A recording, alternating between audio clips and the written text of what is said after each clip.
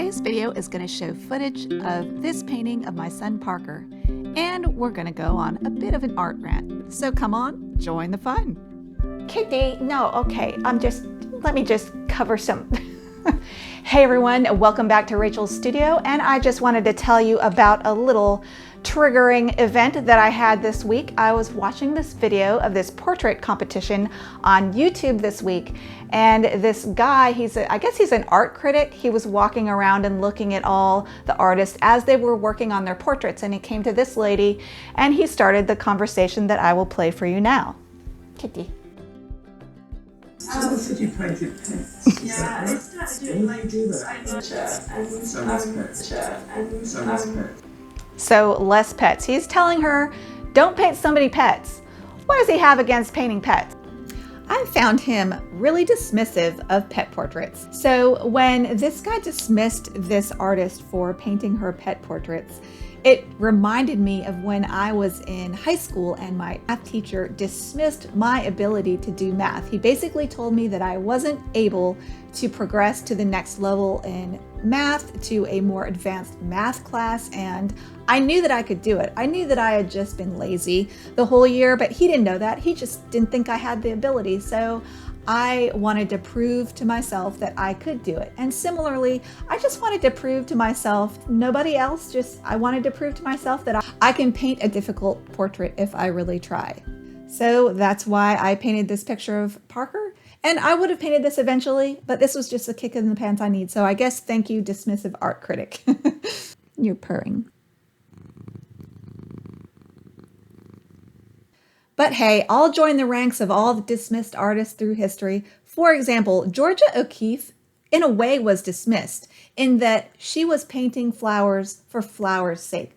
But that wasn't good enough for the art critics or the art snobs. They had to make it into something bigger. They turned it into her painting those flowers as an expression of females' sexual anatomy. So it couldn't just be about flowers, could it? And if you would ask Georgia O'Keeffe, Kitty is like, this is Kitty saying preach. Say, you're so cute.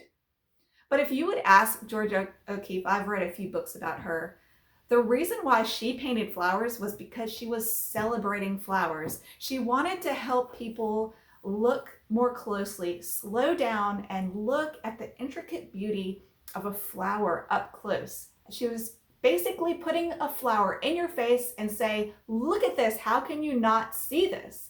And that reasons why she painted flowers. And one of the reasons why I like to paint animals and pets is I'm an animal person, and it's an honor for me to paint pet portraits because they're so important to people.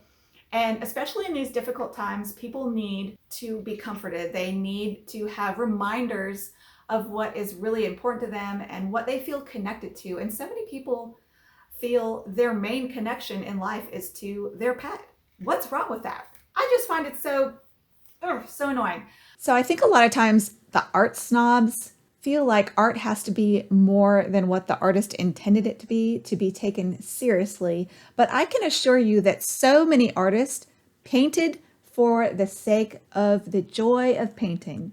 Abstract artists paint for the joy of seeing how colors interact or how their painting materials work together. And maybe even people who paint cats. Can it just be about celebrating a cat? Celebrating a dog? No, apparently not. By the way, I would love to hear in the comments what your experience is with being dismissed as an artist. And you yourself might be guilty of dismissing yourself as an artist and saying to yourself, oh, I'm not an artist. Like maybe you've been only painting for 2 months, but you have this urge in yourself to emulate beauty or capture beauty or express yourself with paint or clay or planting a garden. There's so many different ways to express yourself. You're an artist. If you have that urge to do that, you just can't stop yourself almost. That means you're an artist. So don't let anyone make you feel inferior or dismiss you. It's not about that. It's about you and your art. And that's such an intimate, special experience that don't let anyone mess with that headspace because it's precious. And especially in these times, we need that precious time of celebration Creating art is kind of like a celebration. It's like a meditation, and it's sacred, and it's not something I hope you don't let someone ruin for you because they're snobs like this guy was to her. I'm not saying he's a snob, but he was acting like a snob in that moment. What do you think about that? You're purring. I myself have been guilty of art dismissal. And I can remember one particular artist that I discovered that I didn't understand his work, and that was Andy Goldsworthy. And I watched the wonderful documentary this documentary is actually free on the internet. It's called Rivers and Tides, and it's about Andy Goldsworthy.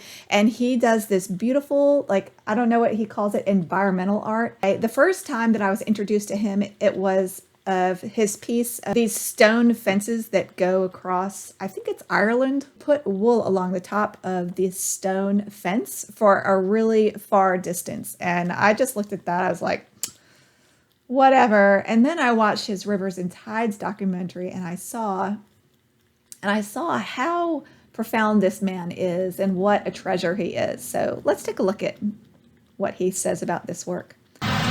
The sheep is very brutal to any young grove. The reason this landscape looks as it is, with no trees, is because of the sheep. Because sheep are incredibly powerful animals in their own way.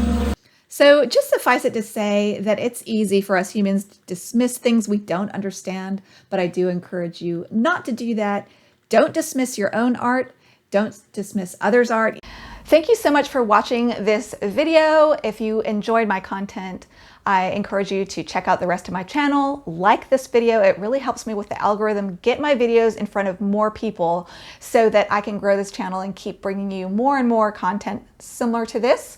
And also, please leave me a comment. And if you like my content, subscribe to my channel. But I really appreciate you being here, and I will be here again next week. So I'll see you then. Go create something beautiful, watercolor your world, or however you want to paint or improve your world. Go do it. Kitty, no, okay, let me just cover some. I can paint a dip. Oh, ow! Kitty. I'll see you all next week. Bye, everybody.